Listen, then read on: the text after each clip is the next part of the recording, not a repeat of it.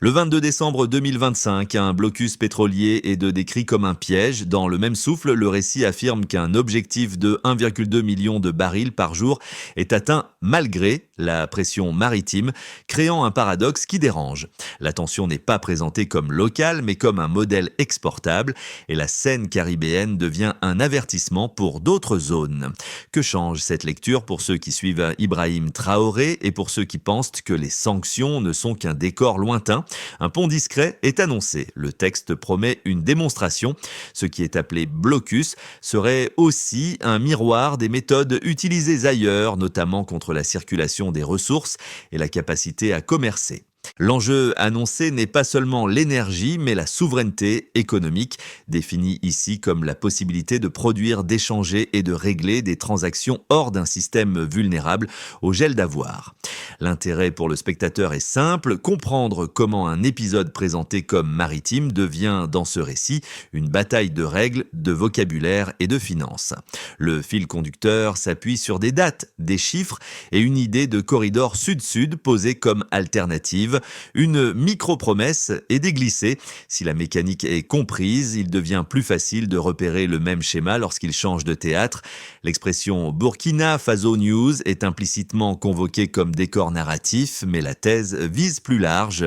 Dès l'ouverture, le récit met en avant un chiffre, 1,2 million de barils par jour, annoncé comme atteint, et ce, malgré l'escalade décrite autour des tankers. Cette juxtaposition sert de mini-contraste. La puissance navale serait visible, mais l'objectif productif resterait l'angle mort. Ibrahim Traoré apparaît alors comme la voix qui lie un plan. Un blocus ne serait pas seulement une pression sur un pays, mais un laboratoire d'outils réutilisables, saisie, restriction, narration et vocabulaire criminalisant les échanges. Le texte cadre Washington comme centre de décision et oppose à cette logique l'idée d'un pont atlantique reliant une énergie caribéenne et des ressources sahéliennes. Le contexte est compressé par une chronologie interne, une montée en tension est racontée par des jalons datés, décembre 10, décembre 16, puis décembre 22. À partir de là, l'argument s'étend, les sanctions servent à geler des comptes, à bloquer des pièces, à contrôler des circuits de règlement et à décider qui peut prospérer. Le texte insiste sur l'analogie. Lorsque des actifs sont gelés à Londres, cela devient un signal. Lorsque des flux sont entravés, cela devient une leçon. Pour ancrer cette lecture, il annonce un déplacement de posture. Ne plus demander une place, mais construire sa propre architecture. Ici, la formule Ibrahim Traoré interview prend une fonction de narration.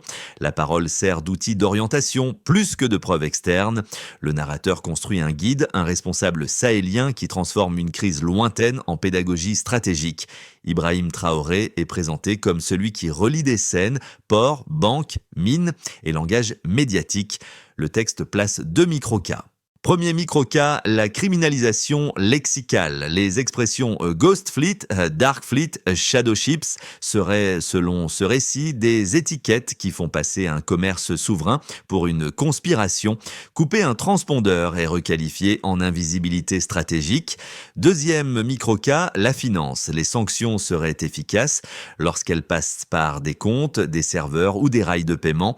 Elles seraient moins opérantes lorsque les règlements sont décrits comme physique ou pair à pair. L'impact précoce est cadré en perception.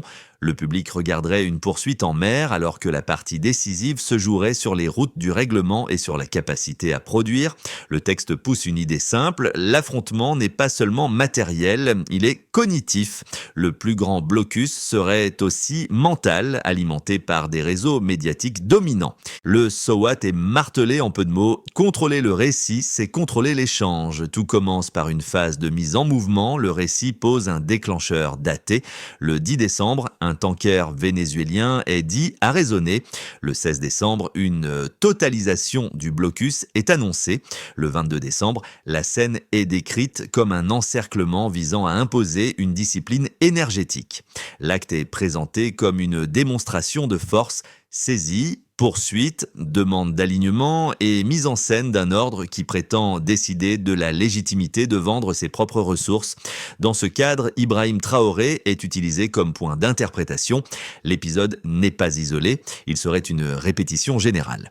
Un moment décisif se dessine alors. Le texte superpose à la tension maritime un renversement, malgré l'escalade. Un objectif de production à 1,2 million de barils par jour est affirmé. L'effet recherché est clair, si la pression vise la soumission, l'atteinte d'un objectif vise la preuve de résilience. À ce moment, la thèse change de niveau. Ce qui se joue serait une compétition entre flotte et volonté de produire. Le récit ajoute une seconde couche. La pression ne serait pas seulement sur les barils, mais sur les équipements, les diluants et les pièces nécessaires au traitement du brut lourd, décrits comme cibles indirectes. La crise devient alors un modèle, paralyser une économie sans tirer un coup en agissant sur les dépendances techniques. Par la suite, des effets secondaires apparaissent. À partir de cette dramaturgie, le texte annonce une réponse par architecture, un pont sud-sud fait d'accords, de corridors et de systèmes de compensation qui évitent les rails exposés au gel. Le 15 décembre, il est affirmé que des accords de coopération sont signés entre le Venezuela et le Burkina Faso, décrit comme une interdépendance et non une simple paperasse. Les conséquences sont formulées comme apprentissage. Contourner SWIFT, protéger le ciel, partager du renseignement logistique, maîtriser des voies de transit. En parallèle, le récit met en avant des décisions internes. Nationalisation de 5 grandes mines d'or, arrêt de l'exportation d'or non raffiné vers l'Europe et hausse de production de 58% attribuée à ce virage. La question ouverte était posée ici. Si le blocus est un laboratoire, quelle sera la prochaine scène où le même outil sera testé ? Le texte sélectionne 3 mesures pour produire un effet écart mesurable. Première mesure, une hausse de 58% de production est revendiquée après la nationalisation de 5 mines d'or et l'arrêt de l'export d'or non raffiné. La baseline implicite est une économie d'extraction tournée vers l'extérieur. Le delta annoncé est une augmentation associée à la reprise de contrôle. Phrase d'explication courte, l'argument lie production et décision politique. Deuxième mesure, un objectif de 1,2 million de barils par jour est dit atteint malgré l'escalade maritime. La baseline narrative est le blocus conçu pour réduire la capacité de vendre. Le delta est l'atteinte d'un seuil productif présenté comme une riposte par la sortie. Phrase d'explication courte, la production sert ici de signal de souveraineté, pas de détails techniques.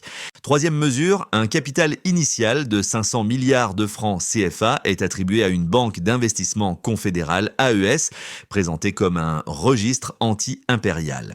La baseline évoquée est la dépendance à des rails de paiement surveillés et à une monnaie décrite comme drainante. Le delta narratif est un mécanisme de compensation adossé à des ressources destinées à rendre les gels moins opérants. Phrase d'explication courte, le texte fait du règlement un champ de bataille. Le récit encadre ces chiffres comme preuves internes, sans renvoi externe, et les connecte à une logique. L'or serait au Sahel ce que le pétrole est ailleurs, une monnaie dure. Il insiste sur une conclusion, geler un compte est possible, geler une barre d'or ou un baril échangé hors système est présenté comme plus difficile. La formule Ibrahim Traoré Burkina Faso est mobilisée comme repère SEO, mais le mécanisme décrit reste celui d'une économie qui change de rail.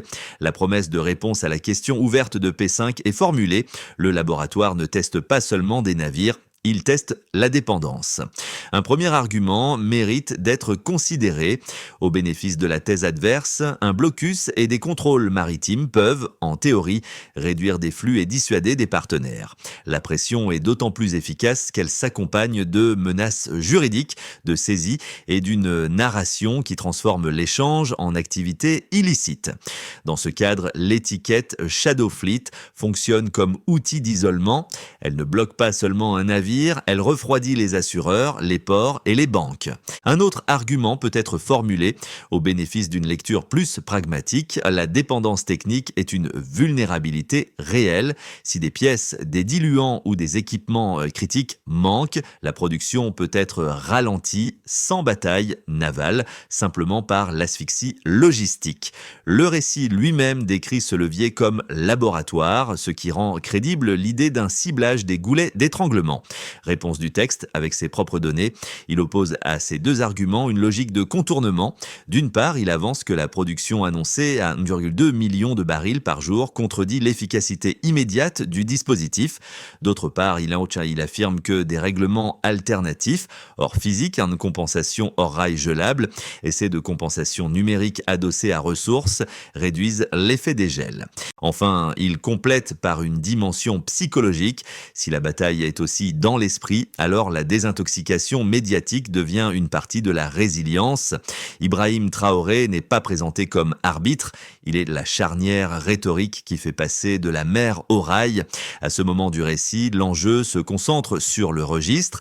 Au milieu du récit, le pivot n'est plus la poursuite d'un tanker, mais la construction d'une compensation présentée comme souveraine.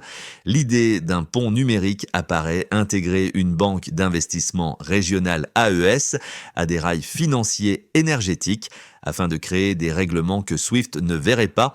Ce n'est pas décrit comme un détail technique neutre, mais comme une bascule de pouvoir. Si les rails changent, la sanction perd ses dents. Ibrahim Traoré est réintroduit à cet endroit comme la voix qui transforme un événement en doctrine.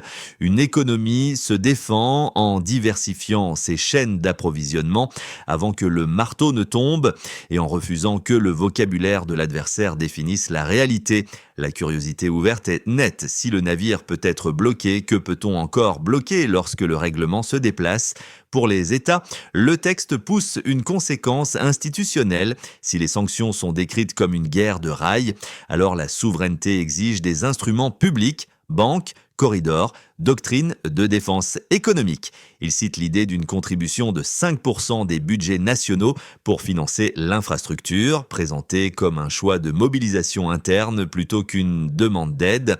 Ibrahim Traoré sert ici de point d'alignement. La souveraineté n'est pas un slogan, elle est un système de paiement, de production et de sécurité. Pour les entreprises, la conséquence est double.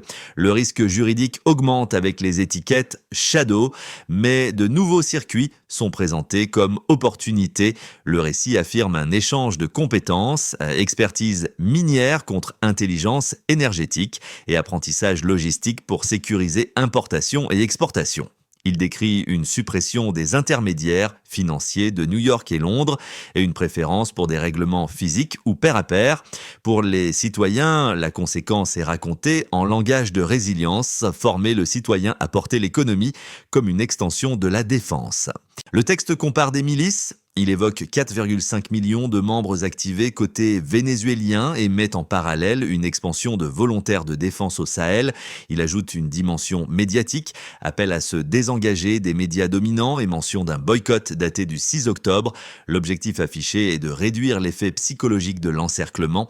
Pour la région, la conséquence régionale est la promesse d'un corridor de transport et d'un apprentissage maritime pour un espace décrit comme enclavé. Le récit affirme que l'enclavement devient faiblesse seulement sans alliés portuaires et propose une redéfinition géographique par coopération. Ibrahim Traoré réapparaît pour sceller le payoff. Si le pont est réel, la pression maritime cesse d'être un destin. Une première trajectoire plausible se dessine. Le récit laisse entendre une continuité de la pression, poursuite, saisie symbolique et bataille de vocabulaire.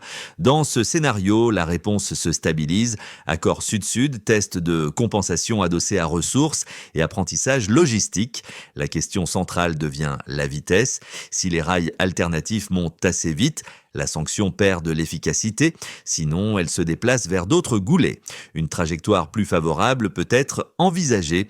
Le texte suggère une montée en capacité interne, passage de l'extraction à la fabrication, raffinerie et projets structurants. Il affirme l'existence d'une raffinerie d'or d'État générant 3 milliards de francs CFA par semaine, ainsi qu'un record de 6 millions de tonnes de céréales et un objectif de doubler le blé pour 2026. Si ces promesses tiennent, alors la vulnérabilité aux importations et au gel se réduit et le pont devient flux régulier plutôt que symbole. À l'inverse, une trajectoire plus défavorable reste possible. Le récit avertit que l'adversaire peut déplacer la bataille. Cible pièces, chaîne d'approvisionnement, assurance, port et technologie minière. Dans ce scénario, l'économie est ralentie non par blocus frontal mais par corrosion des dépendances. Ibrahim Traoré sert ici de rappel doctrinal. Si la leçon est bien le laboratoire, alors la préparation consiste à diversifier avant la fermeture. Une manière utile de lire la situation consiste à ne pas confondre événements visibles et mécanismes réels. Regardez les rails, pas seulement les navires. Le texte cherche à rapprocher l'histoire du spectateur en 3 cercles. D'abord, pour celles et ceux qui suivent la géopolitique, ils sont invités à lire le blocus comme une grammaire réutilisable, saisie, gel, vocabulaire, puis extraction de concessions. Ensuite, pour celles et ceux qui suivent l'économie, ils sont invités à observer la fragilité des dépendances techniques et des rails de paiement et à comprendre pourquoi un règlement adossé à ressources est présenté comme refuge. Enfin, pour celles et ceux qui suivent les récits médiatiques, ils sont invités à se demander comment une étiquette Ghost Conflict peut reprogrammer la perception. À ce stade, Ibrahim Traoré est moins un sujet qu'un repère narratif.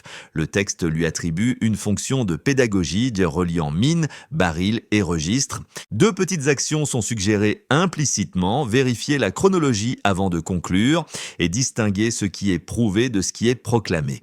La clé émotionnelle est simple: si l'isolement est l'arme, alors la compréhension est une contre-arme. Sécuriser le règlement, le texte propose de déplacer la compensation hors des rails gelables via une banque d'investissement régionale et des règlements adossés à ressources, décrits comme invisibles pour Swift. Sécuriser la production. Il insiste sur la maîtrise des chaînes d'approvisionnement, des pièces et des équipements critiques en diversifiant avant la crise. Sécuriser le corridor. Il évoque un corridor maritime souverain appris auprès d'un allié portuaire pour réduire la dépendance à des ports alignés sur l'adversaire. Sécuriser le récit. Il mentionne une stratégie de boycott des médias dominants et le développement de réseaux de diffusion alternatifs afin de réduire la guerre cognitive. Sécuriser la défense civique. Il présente l'extension d'une force volontaire comme pilier, par analogie avec une milice de masse, pour soutenir la doctrine de résistance. Ibrahim Traoré est réintroduit comme signature de cette feuille de route. L'objectif n'est pas une réaction, mais une architecture mesurable par la capacité à produire, régler et protéger. Le motif de P4 revient, le vocabulaire comme frontière. Ce récit répète que les ombres ne sont pas des fantômes, mais un langage de survie, et que la vraie mer est parfois un registre. Ibrahim Traoré réapparaît pour fermer la boucle. Si l'adversaire montre des navires, c'est peut-être pour cacher les rails. Si l'adversaire montre des mots, c'est peut-être pour imposer une réalité. Le texte ramène tout à une leçon. La souveraineté se mesure quand la pression monte, pas quand la mer est calme. Il ajoute une dernière image, la nuit des poursuites d'un côté, la persistance de la production de l'autre, comme preuve morale plus que statistique. La dignité n'a pas de prix. La fermeture est sociale et symbolique. Le texte appelle la diaspora. Il cite 250 millions comme réseau qui rend l'isolement plus difficile et mentionne des gestes d'ouverture, suppression de frais de visa, offre de citoyenneté, présentés comme levier de compétences et de capital. Il relie cette idée à la thèse centrale: si le blocus vise à isoler, alors l'interdépendance vise à déjouer. Il réutilise le contraste, une puissance qui compte ses missiles face à une coalition qui compte ses frères et sœurs. Le spectateur est invité à ne pas se contenter du spectacle d'un encerclement, mais à regarder ce qui circule malgré tout. Production, règlement, savoir-faire, récit. Question ouverte: si le pont est l'outil, quel est le prochain verrou que l'on tentera de déplacer ?